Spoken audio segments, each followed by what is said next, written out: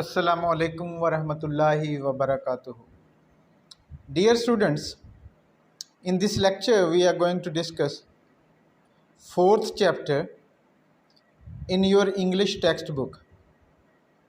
The title of this chapter is End of Term. I believe that you know what does end of term mean in school life, in academic life, because most of you have been studying in schools where the whole school year is broken into different terms. Some schools have 3 terms, others have 4 terms, but at the end of each term, students are allowed to go home for some days. And of course, students like this period very much, and they impatiently wait for their term to end so that they can get some time to be able to relax. तो ये तो आप लोगों को idea है, सब लोगों को, कि एंड ऑफ टर्म का क्या मतलब है और स्टूडेंट्स के लिए एंड ऑफ टर्म क्यों इम्पोर्टेंट है। ये आपके सामने इस लेसन के फर्स्ट 3 सेंटेंसेस हैं। जब भी आप कुछ लिखना शुरू करें तो सबसे मुश्किल काम शुरू करना होता है, यानी बिगनिंग सबसे बड़ा काम होता है। बिगनिंग बहुत ज़्यादा इम्पोर्टेंट होती है, क्योंकि at your beginning depends your end. आप किस तरह से कुछ शुरू करते हैं, especially when you are writing an essay, किस तरह से आप शुरू करते हैं, उस पे आपके उस एसे या उस आर्टिकल का एंड डिपेंड करता है। तो जनरल रूल ये है कि आप अपने फर्स्ट सेंटेंस में अपना टॉपिक इंट्रोड्यूस करवाएं और उस टॉपिक को इस तरह से इंट्रोड्यूस करवाएं कि आपका रीडर उसमें हुक हो जाए। Your reader is hooked into the topic you are going to discuss in your essay, and he goes on reading and reading till the end, कि वो आखिर तक उसे पढ़ता चला जाए। अब इस चैप्टर का फर्स्ट सेंटेंस देखें राइटर ने किस तरह से लिखा है। क्या कह रहा है कि I believe a school teacher wrote a book some years go with the title Friday thank God. ठीक है,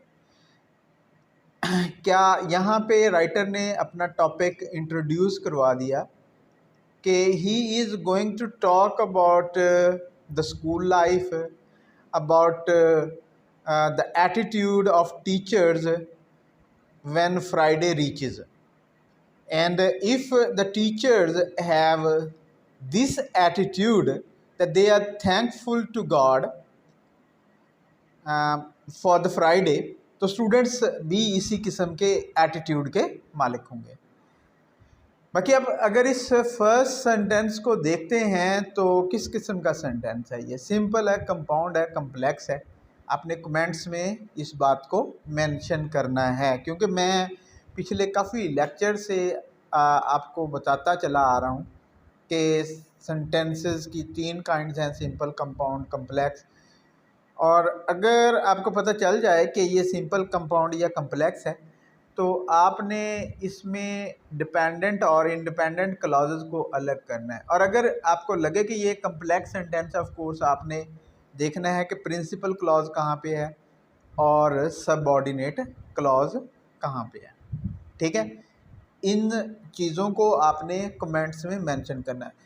why? Because when you will be doing this, when you will be involved in this kind of activity, you will have more interaction with me or more interaction with other students who listen to these lectures or who take these lectures, और ये interaction आपकी permanent learning में help करेगी कि आप मुसलसल सीखेंगे, अच्छी तरह से सीखेंगे। Don't fear if you are not sure, ठीक है। अगर आपको यकीन ना हो तो डरना नहीं है, जस्ट ट्राई टू गैस करने की कोशिश करेंगे, उसका भी आपको फ़ायदा होगा। Suppose your gas is wrong, तो क्या होगा कि when I will be checking those comments I will give you the correct answer. Otherwise, there are students who may disagree with you and who have very good knowledge, तो वो आपको correct कर सकते हैं।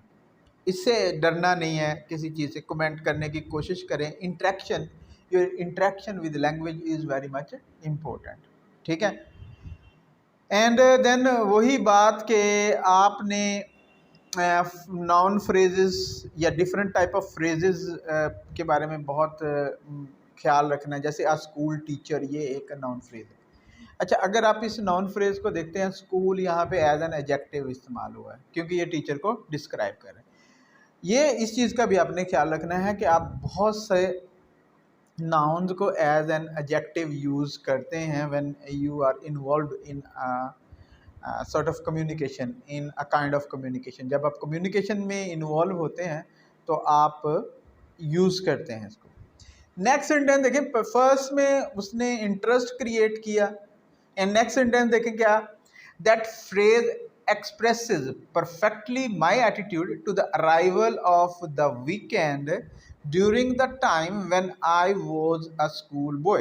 अब इस सेंटेंस को देखें तो यहाँ पे very much it becomes very much clear that a writer is going to talk about himself when he was a school boy, और वो किस तरह से फील करता था जब वीकेंड आता था। वो इस पूरे आर्टिकल में आप इस पूरे ऐसे में आप इसी चीज़ के बारे में स्टडी करेंगे। अगेन इस सेंटेंस को देखें कि ये किस किस्म का सेंटेंस है, ठीक है। That phrase expresses perfectly my attitude to the arrival of the weekend. ये to the arrival of the weekend, ये किस किस्म की फ्रेज है, आपने कमेंट्स में मेंशन करना है। ड्यूरिंग द टाइम, ये ड्यूरिंग द टाइम अगेन एक फ्रेज है, किस किस्म की फ्रेज है। व्हेन आई वॉज, ये सबऑर्डिनेट क्लॉज है, आपने बताना है कि ये किस किस्म की सबऑर्डिनेट क्लॉज है। सबऑर्डिनेट क्लॉजेस के बारे में मैं रिपीट कर दूं कि सबऑर्डिनेट क्लॉजेस तीन तरह की होती हैं। नाउन क्लॉजेस होती हैं, एडजेक्टिव क्लॉजेस होती हैं, एंड एडवर्ब क्लॉजेस होती हैं। नाउन क्लॉजेस नाउन की तरह से फंक्शन करती हैं, एडजेक्टिव क्लॉजेस एडजेक्टिव की तरह से फंक्शन करती हैं, और एडवर्ब क्लॉजेस एडवर्ब की तरह से फंक्शन करती हैं। अब हम रिपीट कर लेते हैं थोड़ा सा कि नाउन के क्या फंक्शंस होते हैं। नाउन को हम यूज़ करते हैं as a subject of a verb. दूसरा नाउन का यूज़ होता है कि as an object of a verb, और ऑब्जेक्ट डायरेक्ट या इनडायरेक्ट हो सकता है। इसके अलावा नाउन को हम यूज़ करते हैं as an object of a preposition, एक प्रपोजिशन के ऑब्जेक्ट के तौर पर इस्तेमाल करते हैं। तो नाउन फ्रेज अगर एज अ सब्जेक्ट, कोई phrase as a subject of a sentence use हो रही है और उसमें नाउन इम्पोर्टेंट वर्ड है, ऑफ कोर्स इन्फिनेटिव फ्रेजेस भी सब्जेक्ट के तौर पर यूज़ हो सकती हैं, जेरेंड फ्रेजेस भी सब्जेक्ट के तौर पर यूज़ हो सकती हैं, लेकिन एक्चुअली वो होती नाउन फ्रेजेस ही हैं। आप उनको अलग ब्रांड करना चाहें आप अलग ब्रांड कर सकते हैं, अगर आप उनको नॉन फ्रेजेस की तरह से ट्रीट करना चाहें आप नॉन फ्रेजेस के तौर पर ट्रीट कर सकते हैं, ठीक है जी। तो ऑब्जेक्ट, वर्ब के ऑब्जेक्ट के तौर पर अगर कोई फ्रेज यूज़ हो रही है और वो नॉन फ्रेज है तो आप उससे देख लेंगे। उस तरह से डायरेक्ट और इनडायरेक्ट ऑब्जेक्ट दोनों हो सकते हैं, और या fourth as an object of a preposition, ठीक है। एडजेक्टिव क्लॉज, एडजेक्टिव क्लॉज, हमने फ्रेज की बात करें, क्लॉज की बात करें तो हम एडजेक्टिव क्लॉज क्या करती है, एडजेक्टिव वाला काम करती है, यानी किसी नाउन के बारे में एक्स्ट्रा इन्फॉर्मेशन देती है। Excuse me. और एडवर्ब क्लॉज क्या करेगी, एडवर्ब क्लॉज वो इन्फॉर्मेशन देगी कि कोई काम कब हुआ, कैसे हुआ, कहाँ पे हुआ, ठीक है, या पूरे सेंटेंस को मॉडिफाई करने की कोशिश कर रही होगी, करेगी। तो वो एडवर्ब क्लॉज आपने ये देखना है कि ये when I was a school boy ये किस किस्म की क्लॉज है। नेक्स्ट सेंटेंस देखें, the daily grind of the school work sorry the daily grind of the school with its abundant homework, its furious competition, the sense of never being able to relax pressed heavily upon me in spite of the fact that I often enjoyed the actual classroom work। अब इस sentence को अगर आप देखते हैं तो इस sentence में जो सबसे इंपॉर्टेंट चीज़ नोट करने वाली है वो वोकैबुलरी है। राइटर ने किस किस्म के वर्ड यूज़ किए हैं? Daily grind. अब व्हाट डज ग्राइंड मीन? रगड़ाई, पिसाई। अब ये ऑफ कोर्स इसकी कॉलोकेशन देखें वर्ड की, ग्राइंड बड़ा इंपॉर्टेंट वर्ड है। और ये वोकैबुलरी, इस तरह की वोकैबुलरी यूज़ करने का क्या फ़ायदा होता है, ठीक है। एंड देन फीरियस, फीरियस जिसमें बहुत ज़्यादा पैशन इन्वॉल्व होता है। हाँ, कंपटीशन का तो आपको पता है किसे बोलते हैं। फीरियस ऐसे सिचुएशन ज़्यादातर जो है वो एनिमल लाइन वगैरह के लिए इस्तेमाल करते हैं कि something very intense, something very serious. The sense of never being able to relax, pressed heavily. अब इस प्रेस वर्ड को जो है वो देखें। एंड देन इसके बाद एडवर्ब यूज हुआ है, heavily upon me, in spite of the fact है। अब ये in spite of the fact इस प्रपोजिशनल फ्रेज को अपनी मेमोरी का पार्ट बनाएं कि ये अक्सर यूज होती है when you are involved in situations where you have to link your ideas, that I often enjoyed the actual classroom work। अब देखें the actual classroom work ये एक नाउन फ्रेज है, किस तरह से बनी है। अब ये एडवर्ब often का यूज़ देखें कि राइटर ने इस often को यूज़ क्यों किया है। अगर वो इस often को यूज़ ना करता फिर सेंटेंस से किस किस्म के मीनिंग जाने। बहरहाल इस पूरे सेंटेंस को अगर आप देखते हैं, अगेन इसमें एक दैट क्लॉज है, दैट क्लॉज से ही आपको समझ में आना चाहिए कि ये कम्प्लेक्स सेंटेंस है। द डेली ग्राइंड, अब daily grind of the school with its abundant homework. Abundant adjective है, होमवर्क को एक्सप्लेन कर रहा है। अबंडेंट का क्या मतलब होता है? बकसरत, बहुत ज़्यादा। अब ये भी वर्ड बहुत ज़्यादा इम्पोर्टेंट है, डिस्क्रिप्टिव वर्ड है कि स्कूल्स में बहुत ज़्यादा होमवर्क मिलता है, बहुत ज़्यादा होमवर्क मिलता है। And most of the students are worried because of this excessive homework from their teachers. अब टीचर्स के लिए भी एक इशू होता है, वो देते हैं काम क्योंकि स्टूडेंट बिजी रहे।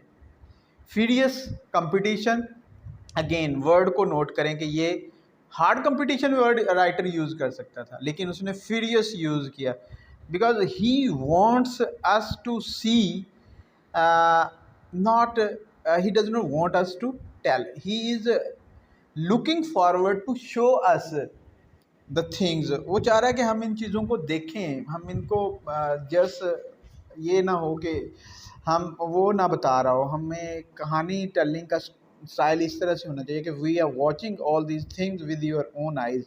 जब ये फीरियस इस किस्म के वर्ड्स आप यूज़ करते हैं या आप पढ़ते हैं तो क्या होता है कि इनको विजुअलाइज किया जा सकता है एक तस्वीर। अब प्रेस्ड हैवीली, इसको भी देखें कि किस किस्म की ये फ्रेज़ यूज़ हुई है, verb phrase. And then of course everything else is very much easy in this in these whole three sentences. Vocabulary वगैरह का कोई प्रॉब्लम नहीं है, लेकिन जिस चीज़ को आपने नोट करना है वो ये है कि whenever you are writing on a topic आप स्टार्ट कैसे करेंगे और फिर उस स्टार्ट को आगे एक्सपैंड कैसे करेंगे, कैसे उसको बढ़ाते चले जाएंगे।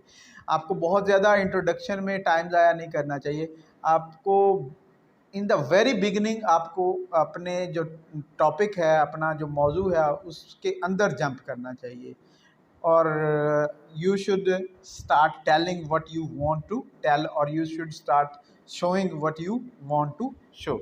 ये एक टेक्निक है जो आपको सीखनी चाहिए because in your life, in your academic life you will have to write essays on different topics, you will have to write articles और ये फ़न आपने सीखना है। And when you are learning English in this way, you are learning English through language और through literature, sorry, through literature. और literature में हमें models मिलते हैं और उन मॉडल्स को हम इमिटेट कर सकते हैं, उन मॉडल्स को हम काफ़ी हद तक कॉपी कर सकते हैं फॉर आवर ओन राइटिंग। और फर्स्ट ऑफ कोर्स आप कॉपी करते हैं and then you become a perfect copier. तो आप में with the passage of time आप में ओरिजिनलिटी आना शुरू हो जाती है and this originality is the real goal. अब नेक्स्ट सेंटेंसेस को हम देखते हैं, उन पे भी हम बात करते हैं कि किस तरह से राइटर इन 3 सेंटेंसेस के साथ नेक्स्ट सेंटेंसेस को लिंक कर रहा है। ये काफ़ी लेंथी पैराग्राफ है, फर्स्ट पैराग्राफ इस चैप्टर में। हम 3-3 करके सेंटेंसेस को देखने की कोशिश करते हैं, 3 या 4 सेंटेंसेस मैक्सिमम, इससे ऊपर हम नहीं जाएंगे।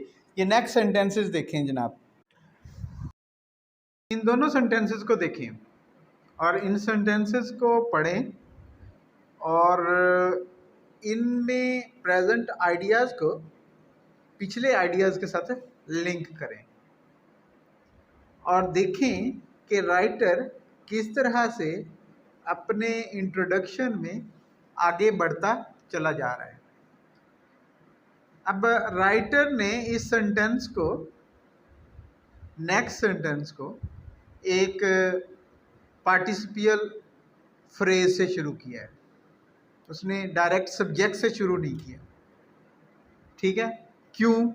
जिस चीज़ का आपको पता चलाना है और समझना है इस बात को कि इससे क्या फ़र्क पड़ता है। Waking up in the morning with the knowledge that one simply had to get out of the bed, that there was no possibility of turning over for an extra dose, and seeing the hours of the school stretching ahead was a dismal experience, especially on a Monday। अगर आप इस sentence को, पूरे के पूरे sentence को देखते हैं तो प्रिंसिपल क्लॉज के बीच में राइटर ने सबऑर्डिनेट क्लॉजेस डाली हैं और इस प्रिंसिपल क्लॉज और सबऑर्डिनेट क्लॉजेस को किस तरह से अरेंज किया है। ऑफ कोर्स जब आप इस किस्म की टेक्निक्स अपनाते हैं तो आपकी लैंग्वेज पे एक्सपर्टीज़ शो होती है और ये एक्सपर्टीज़ इज़ एवरीथिंग। इसी से आप अपनी राइटिंग को इंटरेस्टिंग बनाते हैं और लोग उसको पढ़ते हैं। देखिए, waking up early in the morning with the knowledge, एक पार्टिसिपियल फ्रेज, देन उसके साथ एक प्रपोजिशनल फ्रेज डाल दी with the knowledge, that one simply had to get out. अब ये एडवर्ब क्लॉज डाल दी, that one simply had to get out of bed, and then there was no possibility, एक और दैट क्लॉज डाल दी, of turning over for an extra dose, and seeing the hours of school stretching ahead, the school stretching ahead was a dismal experience especially on Monday। पूरे sentence को writer ने किस तरह से अरेंज किया। जहाँ तक इस सेंटेंस में वोकैबुलरी का ताल्लुक है, I don't think there is hardly a single word जो आपने पहले से नहीं पढ़ा। डोज, ऊँग, नींद, यानी थोड़ी देर बंदा सुबह के टाइम, ये कॉमन सा एक्सपीरियंस है। 5 मिनट्स भी बड़े इम्पोर्टेंट लगते हैं कि अगर आप 5 मिनट्स के लिए ही आंखें बंद करके लेटे रहें, दैट वुड बी एवरीथिंग। और ड्रेड माइंड में क्या होता था राइटर के कि पूरे का पूरा दिन आगे पड़ा हुआ है, और मंडे को स्पेशली ये होता था। मंडे को क्यों? Why on Monday, why not on other days of the week. ठीक है,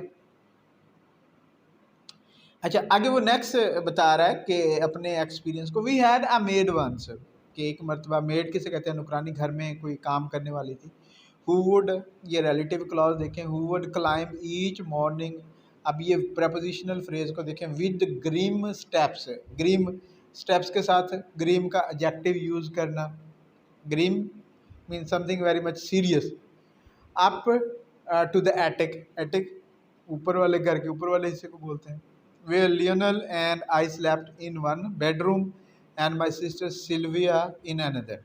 ठीक है, तो ये एडवर्ब क्लॉज है, where Lionel and I slept in one room की in one bedroom and my sister Sylvia and in another. अब इस सेंटेंस में देखें कि राइटर ने इस दूसरी क्लॉज को कंप्लीट नहीं किया है। तो जब अंडरस्टूड हो कुछ भी, you can leave, it is a bad habit to repeat what is very much obvious. और and announce in deep funeral, funeral tones. अब ये टोन्स, टोन्स के साथ फ्यूनरल का वर्ड एंड डीप, ये दो एडजेक्टिव। ठीक है, मातमी अंदाज में यानी बोलती थी। उससे भी she was also sad for the kids that they had to get up early in the morning to go to the school for all the hard work there. और राइटर ने जिस तरह से इसको ग्राइंड बोला है, the grind of the school. अब Lionel वो क्या कहती थी, लियोनल डेविड सिल्विया टाइम। अब ऑफ कोर्स ये एग्जैक्टली इसी तरह से जो आपके घर में सर्वेंट्स होते हैं, if you are lucky to have the one, तो वो इसी तरह से बोलते हैं। अब इन दो सेंटेंसेस को देखें। सेंटेंसेस राइटर लेंथी कैसे बनाते हैं, ऑफ कोर्स हम पहले भी इस पे बात कर चुके हैं। तो आपने इस टेक्निक को बड़ी अच्छी तरह से सीखना है। एंड देन फिर डिफरेंट टाइप ऑफ क्लॉजेस, उन क्लॉजेस को किस तरह से आपने अरेंज करना है, ये भी आपने सीखना है। ये एक बेहतरीन मॉडल है आपके लिए। नेक्स्ट सेंटेंसेस हम देखते हैं। हम 2 या 3 सेंटेंसेस, क्योंकि because they are very long sentences and when you are discussing some long sentences, आप ज़्यादा सेंटेंसेस को एक स्लाइड में नहीं दे सकते, क्योंकि चीज़ें जो हैं वो ज़्यादा क्लटर्ड हो जाती हैं। बहरहाल अगर आप एक एक सेंटेंस को अच्छी तरह से देख रहे हैं, उसको समझ रहे हैं स्ट्रक्चर, और ये आपके माइंड में I believe they will stay in your mind forever. I used to lie waiting for that ominous tread on the uncarpeted attic stairs, and the voice it heralded sounded in my ears like a summons to damnation. अब इस sentence को देखें ज़रा। आई use to बहुत important structure है, बहुत ज़्यादा इस्तेमाल होती है। आप उस वक्त इस स्ट्रक्चर को यूज़ करते हैं जब आप अपनी पास या किसी की पास्ट हैबिट को डिस्क्राइब करना चाहते हैं। I use to lie waiting for that ominous tread. ठीक है, अब ये आगे देखें, ये एक प्रपोजिशनल फ्रेज है, on the uncarpeted attic stairs. ठीक है, on the uncarpeted attic stairs क्या है, preposition plus article then adjective, past participle है, देन एक और एडजेक्टिव एंड नाउन। तो किस तरह से ये प्रपोजिशनल फ्रेज कंस्ट्रक्ट हुई है, इन चीज़ों का स्पेशली बहुत ज़्यादा ख्याल रखें। उसके बाद एंड द वॉइस इट हैरल्डेड। ठीक है, एंड द वॉइस इट हैरल्डेड, हैरल्डेड पहले आना, साउंडेड इन माई ईयर्स लाइक अ समन्स। और ये नाउन समन्स को ज़हन में रखना है कि ये प्लूरल किस तरह से, समन्स टू डैमिनेशन। डैमिनेशन क्या किसको बोलते हैं, जहन्नम को। अब देखिए किस तरह से, कितना अच्छा सेंटेंस एक लिख के राइटर ने अपने जो फीलिंग्स हैं, सेंसेशंस हैं, उनको कितना पावरफुली कन्वे किया है। आई am telling again and again that vocabulary is very much important. Appropriate word आप उसको कैसे यूज़ करेंगे, ये आपने सीखना है। ऑफ कोर्स ये आप इन मास्टर राइटर्स से सीख सकते हैं जिन्होंने बहुत अच्छी इंग्लिश प्रोज लिखी, जिन्होंने बहुत अच्छी इंग्लिश प्रोज क्रिएट की। अब आप इस सेंटेंस में देखें कि क्लॉजेस, कोऑर्डिनेटिंग क्लॉजेस दो, और इनको राइटर ने किस तरह से अरेंज किया है। End of course in those coordinating clauses different जो फ्रेजेस हैं, different kinds of phrases, like आप देखते हैं टू लाइव वेटिंग। ठीक है, फॉर दैट ओमिनस ट्रेड। अब ये for that ominous trade, on the uncarpeted stair, and the voice it heralded sounded in my ears like a summons to damnation. Different phrases हैं, इन phrases को writer ने किस तरह से कंस्ट्रक्ट किया और किस तरह से यूज़ किया। नेक्स्ट सेंटेंस देखें, the anticipation was always worse than the reality. अब आगे सेमीकोलन यूज़ किया राइटर ने, और कोई क्यों इस किस्म की क्लासेस भी कोऑर्डिनेटिंग क्लासेस होती हैं, इंडिपेंडेंट सेंटेंसेस के तौर पर इनको लिखा जा सकता है। I don't remember ever being specially unhappy in class, ठीक है। एंड देन एक और कोऑर्डिनेटिंग क्लास है, the oppressive weight of the knowledge of a full days school ahead remained a characteristic sensation of my childhood and disappeared। अब ये देखिए किस तरह से कोऑर्डिनेटिंग क्लॉजेस को मिलाया जा रहा है in order to construct a very long sentence। And disappeared only after I had left school and entered the university। अब ये आफ्टर के बाद वाली और where the smaller number of clauses, ये ऑफ कोर्स डिपेंडेंट क्लॉजेज हैं। तो dependent clauses और इंडिपेंडेंट क्लॉजेज का कम्बिनेशन राइटर ने किस तरह से यूज़ किया, this is very much important, और इतना लेंथी सेंटेंसेस लिखा है।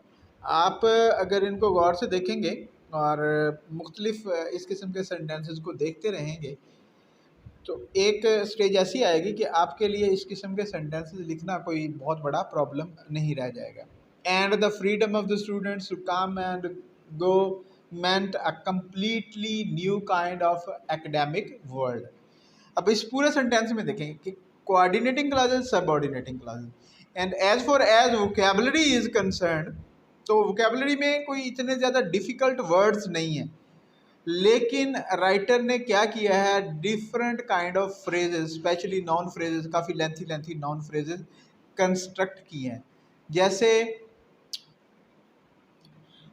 आप देखते हैं कि but the oppressive weight of the knowledge of a full days school ahead, ये कितनी लेंथी नाउन फ्रेज है। अच्छा, a characteristic sensation of my childhood, ठीक है। और उसके बाद अगर आप देते स्मॉलर नंबर ऑफ क्लासेस, और ये टू बी अटेंडेड, ये इन्फिनेटिव फ्रेजेस, इनके बारे में तो आपको बहुत ज़्यादा क्लियर होना। And the freedom of the students, ठीक है, freedom of the students, and then फिर infinitive to come and go meant a completely new kind of world। अब ये new kind of academic world, ये भी एक नाउन फ्रेज है। तो इन नाउन फ्रेजेस की कंस्ट्रक्शन या डिफरेंट टाइप ऑफ फ्रेजेस की कंस्ट्रक्शन आपको हेल्प करती है to write a very neat and clean prose, कि आप बहुत साफ़ सुथरी प्रोज किस तरह से लिखते हैं, कि आप को वो कौन सी डिवाइसेस होती हैं, वो कौन सी टेक्निक्स होती हैं जिनकी आपको ज़रूरत होती है। As far as ideas in these sentences are concerned, they are very simple but they have been presented in a very interesting way, ठीक है। अब ये ऑफ कोर्स एक I use to live waiting, ये रियलिटी है। Most of us when we are at school we wait for the last minute, आखिरी दम तक जो है वो लेटे रहते हैं स्कूल जाने से पहले। अब ये द ओमिनस ट्रेड, इस जो फ्रेज़ है इसको जो है वो देखें कि ओमिनस ट्रेड, वो मेड की जो चाल है उसको, ओमिनस क्या होता है, having very something having a very bad news, something carrying a very bad news with ill intention, tread on the uncarpeted attic stairs, ठीक है। and the heralded, this is also a very much important word।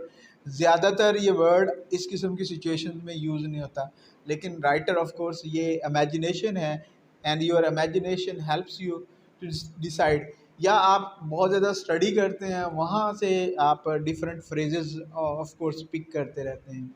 अब ये summons to damnation. Of course किस तरह से school के लिए किसी को उठाना जहन्नम की आवाज़ हो सकता है, बट टू अ स्टूडेंट ऐसा ही है बिल्कुल। और for a student who is a hard working, उसके लिए the anticipation was always worse than the reality. ये होता है स्कूल में इतना ज़्यादा प्रॉब्लम नहीं होता, getting up early in the morning ये एक प्रॉब्लम होता है और बहुत सारे लोगों के लिए होता है। But once a student goes to school there are a lot of things he enjoys there. वो यही बात बता रहा है कि कभी मैं स्कूल में अनहैप्पी नहीं रहा था, लेकिन ये जो ज़हन में चीज़ होती है कि पूरा दिन काम करना पड़ेगा, पूरा दिन स्कूल में, हालांकि 2-3 ढाई बजे 2 बजे आमतौर पर आप छुट्टी कर जाते हैं एट अ स्कूल, लेकिन इसके बावजूद आपके जहन में रहता है कि oh I will have to stay at the school for the whole day, it is something very much difficult. ये आम स्टूडेंट्स के साथ होता है। अब यूनिवर्सिटी में क्या राइटर बता रहे, यूनिवर्सिटी में उसको क्या एडवांटेज था कि एक तो number of classes very small होती हैं, स्कूल्स में आपको 8 क्लासेस कंटिन्यूअसली लेनी पड़ती हैं। एंड यूनिवर्सिटी में स्कूल में आप जा नहीं सकते, स्कूल तो एक किस्म की जेल है जी, ठीक है, और बहुत से स्कूल बड़ी सीरियस किस्म की जेल है। अब इस जेल लाइक सिचुएशन में आपको रहना पड़ता है। यूनिवर्सिटी में आप पे डिपेंड करता है, if you do not want to take your class you can go to your hostel और होम, आपकी मर्ज़ी है, आप लेना चाहें क्लास लें, ना लेना चाहें ना लें, तो वहाँ पे कोई इस किस्म की रिस्ट्रिक्शन नहीं होती। और ये स्कूल्स की रिस्ट्रिक्शंस होती हैं जो स्कूल लाइफ को ज़्यादा हार्ड बना देते हैं। बहरहाल दीज आर द आइडियाज़, इनको तो आप अच्छी तरह से समझ सकते हैं। जिन चीज़ों पे आपने काम करना है वो ये है कि आप सेंटेंसेस को अच्छी तरह से एनालाइज करें, and then it is not necessary कि आप ये सेकंड सेंटेंस जैसे लंबे सेंटेंसेस लिखें, ये कोई लाजमी नहीं है। लेकिन आपकी कोशिश ये होनी चाहिए कि whenever you are writing on some topic, आप अपने एक पैराग्राफ में 3 से 5 सेंटेंसेस यूज़ करें और उन 3 से 5 सेंटेंसेस में सेंटेंसेस की काइंड्स को मिक्स करें कि कभी आप सिंपल सेंटेंस, कभी कंपाउंड सेंटेंस और कभी कम्प्लेक्स सेंटेंस है। एट लीस्ट एकेडमिक लाइफ में आपका इससे बहुत अच्छा काम चलेगा। एंड अब वैसे भी ट्रेंड चेंज हो रहा है, लोग कहते हैं कि you are writing for common people, जब आप कॉमन पीपल के लिए लिख रहे हैं तो you shouldn't right such long sentences, इतने लंबे लंबे सेंटेंसेस नहीं लिखने चाहिए, बिकॉज इससे सेंटेंसेस की कंप्रीहेंशन में प्रॉब्लम आता है। लेकिन एज अ स्टूडेंट जब आप लैंग्वेज को लिटरेचर के ज़रिए सीख रहे हैं, आपको लंबे लंबे सेंटेंसेस से डील करना पड़ता है, और उनकी कंप्रीहेंशन का मेथड मैंने आपको बताया कि आप उनको कैसे कंप्रीहेंड करेंगे, आप उनको किस तरह से समझेंगे। आप क्या करेंगे, आप सेंटेंसेस को डिफरेंट क्लॉजेज में ब्रेक कर देंगे, क्लॉजेज में सब्जेक्ट और प्रेडिकेट देखेंगे, एंड देन अगर आपके सेंटेंस में डिपेंडेंट क्लॉजेज हैं तो आप उन डिपेंडेंट क्लॉजेज को देखेंगे कि वो नॉन क्लॉज हैं, एडजेक्टिव क्लॉज हैं, एडवर्ब क्लॉज हैं। This is very much good practice, क्योंकि इसी से फिर आप अपने सेंटेंसेस में डिफरेंट टाइप ऑफ क्लॉजेज लिख रहे होंगे। तो ये समरी है जो अभी हमने बात की। अभी इस पैराग्राफ के कुछ सेंटेंसेस रहते हैं, हम उन सेंटेंसेस को भी डिस्कस करेंगे इसी तरह से वन बाय वन। बट जो मैं आपसे कह रहा हूँ वो ये कि आप अपनी टेक्स्ट बुक के टेक्स्ट को अच्छी तरह से क्लोजली फॉलो किया करें, उसे अच्छी तरह से समझने की कोशिश करें, एंड ये कम्प्रीहेंशन आपके लिए प्रॉब्लम नहीं रहेगी। और जब आप different type of clauses and phrases पे काम कर रहे होंगे, ऑफ कोर्स आप different type of clauses construct भी करना शुरू कर देंगे with the passage of time, और ये ही आपका फाइनल गोल है। नेक्स्ट सेंटेंस देखें ज़रा, राइटर की टेक्निक नोट करें कि how he has started the next sentence. उसने एक इन्फिनेटिव फ्रेज शुरू में रखी है सेंटेंस के, to wake up on a Thursday morning, उसके बाद फिर to feel the end of the week already lying ahead. आप इसे सेंटेंस नहीं कह सकते, दो फ्रेजेस, इन्फिनेटिव फ्रेजेस उसने सेंटेंस के बिगिनिंग में रख दी, एंड देन कॉलन डाल के Friday morning was positively rose coloured. यहाँ पे कंप्लीट सेंटेंस लिखा है, एक सिंपल सेंटेंस लिखा है, ठीक है। और ये पॉजिटिवली रोज कलर्ड इस एक्सप्रेशन को नोट करें। ठीक है, next, the last period as each of our lessons was called. अब ये लेसन्स प्लूरल है, ठीक है, लेकिन उसके बाद वॉज सिंगुलर वर्ब लगा हुआ है। ठीक है, आपने देखना ये है कि अगर आप किसी सेंटेंस को इस तरह से या किसी क्लॉज को इस तरह से ईच से शुरू करेंगे, उसके बाद जो नाउन आएगा वो प्लूरल होगा। Each of our lessons was called, आपने वर्ब जो है सिंगुलर लगाना है। On Friday, what ever the subject, अब ये भी एक फ्रेज है, what ever the subject had it's special happy flavour of the end of the week, and when one walked home from school on a Friday afternoon, however much homework had been assigned for the Monday, with the tread of an escaped prisoner। अब ये the tread of an escaped prisoner बड़ा amusing किस्म का metaphor है कि student को एक prisoner के साथ कंपेयर किया गया कि स्टूडेंट्स इसी तरह से फील करते हैं जिस तरह से भागे हुए कैदी महसूस करते हैं at the end of the week on Friday, because Saturday and Sunday they were off, they are generally off in western country. तो इन सेंटेंसेस में भी आप देखें तो वोकैबुलरी आपको बिल्कुल भी मुश्किल नहीं लगती, लेकिन जो चीज़ आपने देखनी है कि राइटर अपने थॉट्स को किस तरह से कंट्रोल करते हैं in different phrases and clause, this is important, और इसी चीज़ को आपने नोट करना है।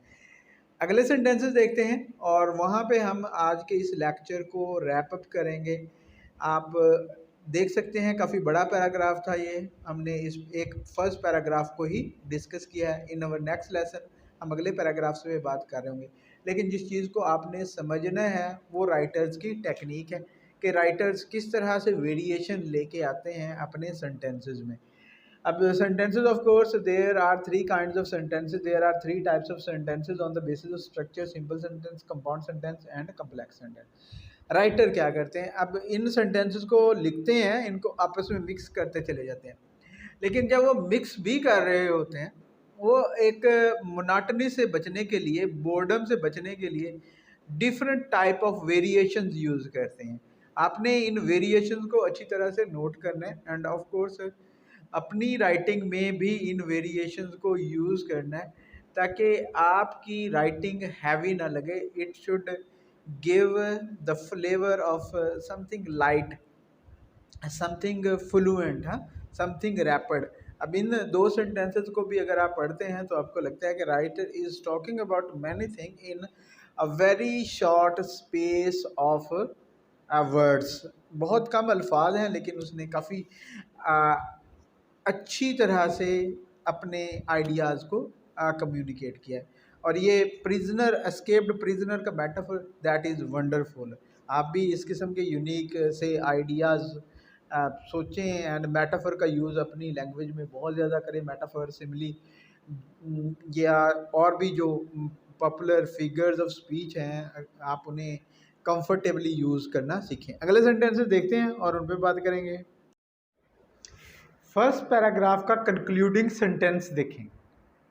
अगरचे राइटर 3 सेंटेंसेस लिख सकता था, लेकिन उसने एक सेंटेंस लिखने को प्रेफर किया। क्यों? उसने फुल स्टॉप की बजाय, पीरियड की बजाय सेमीकोलन का यूज़ किया। क्यों? ठीक है, अब देखें ज़रा सेंटेंस को। फ्राइडे नाइट, कॉमा लगा के, with 2 solid days before the school again, एक प्रपोजिशनल फ्रेज बीच में डाल दी, और ये was the best night of the week, ये प्रेडिकेट बाद में लिखा। देन एक सेमीकोलन लगाया, सैटरडे नाइट, अगेन एक प्रपोजिशनल फ्रेज उसी तरह से कॉमा लगा के, with still a whole day between it and Monday was pleasant in a quite different way, again semicolon, Sunday night was full of the threat of the Monday morning। अब writer 3 sentences लिख सकता था, लेकिन उसने एक sentence लिखा। मैं आपसे सवाल कर रहा हूँ दोबारा, why he has written 1 sentence where he had an option of writing 3 sentences. ठीक है, और ये प्रेपोजिशनल फ्रेजेस को आप किस तरह से सब्जेक्ट और प्रेडिकेट के दरमियान में यूज़ कर सकते हैं, ये भी एक सैम्पल आपको मिलता है यहाँ पे इस सेंटेंस में। और ऑफ कोर्स कुछ भी मुश्किल नहीं है। Vocabulary as far as vocabulary of this sentence is concern और the whole paragraph is concern, there were 2 or 3 words, new words which you have not seen before, जो आपने पहले नहीं देखे थे, they were new for you, but most of the words क्या है, वो word you are already familiar हैं उनके साथ, आप पहले से उनको जानते हैं, आप की स्टडी में वो वर्ड्स पहले आ चुके हैं, इसलिए वोकेबलरी को समझना इतना बड़ा प्रॉब्लम नहीं होता।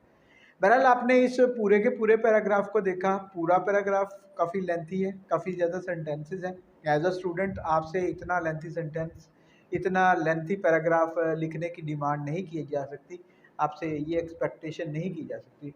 और इवन आप किसी प्रोफेशनल लेवल पे भी लिख रहे हैं तो आप 3 to 5 सेंटेंसेस में अपने आइडियाज़ को 3 to 5 सेंटेंसेस में डेवलप करें और कंक्लूड करें। ये आपके लिए बेहतरीन प्रैक्टिस होगी ऐसे राइटिंग में।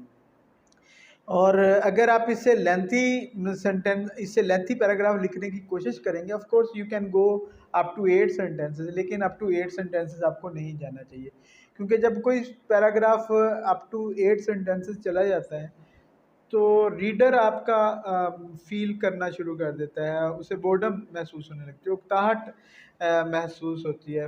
उसे चाहिए होता है कि वो कुछ देर के लिए रिलैक्स कर सके। जब पैराग्राफ ब्रेक होता है तो रीडर के लिए एक टाइप ऑफ रिलैक्स होता है, रिलैक्सेशन होती है वहाँ पे। इस बात का हमेशा ख्याल रखें। अच्छी राइटिंग में आप 3 to 5 सेंटेंसेस लिखें और उन 3 to 5 सेंटेंसेस को मिक्स करें। I am telling you again and again, mix करें, डिफरेंट टाइप ऑफ सेंटेंसेस लिखें। एंड आप जा सकते हैं for as many clauses as possible, लेकिन 3 to 5 क्लॉजेज से भी ऊपर ना जाएं। आपका जो मैक्सिमम लेंथ वाला सेंटेंस होना चाहिए उसमें जस्ट 5 क्लॉजेज हों। अगर अदरवाइज जो है वो 3 क्लॉजेज आपका highest level of your understanding को शो करता है कि आप किसी चीज़ को कितना अच्छी तरह से समझते हैं, और ये आपकी नीड्स के लिए सफिशेंट है, ये आपकी सारी की सारी नीड्स पूरी कर देता है। Nevertheless, in our next lecture, we will be talking about the next paragraph of this lesson, end of term, and we will be discussing everything the way we have been discussing so far. And I feel by now you have developed many skills. You can recognize, uh, you can break sentences into clauses, you can break clauses into subject and predicate, and then you can see dependent and independent clauses differently. You can differentiate between dependent and independent clauses, and finally आप different parts of speech को भी within a sentence recognize कर सकते हैं। मेरा ख्याल है अब में ये कैपेबिलिटी अब तक पैदा हो जानी चाहिए। और अगर आपको लगे इस लेक्चर तक पहुँचते पहुँचते कि ये कैपेबिलिटी आप में डेवलप हो गई है, तो आप अपने कमेंट्स में लिखें I have done it, I have done it. ठीक है, that will be a great achievement for you. आपके लिए बहुत बड़ी अचीवमेंट होगी ये। इंशाल्लाह नेक्स्ट लेसन में मिलते हैं। अल्लाह।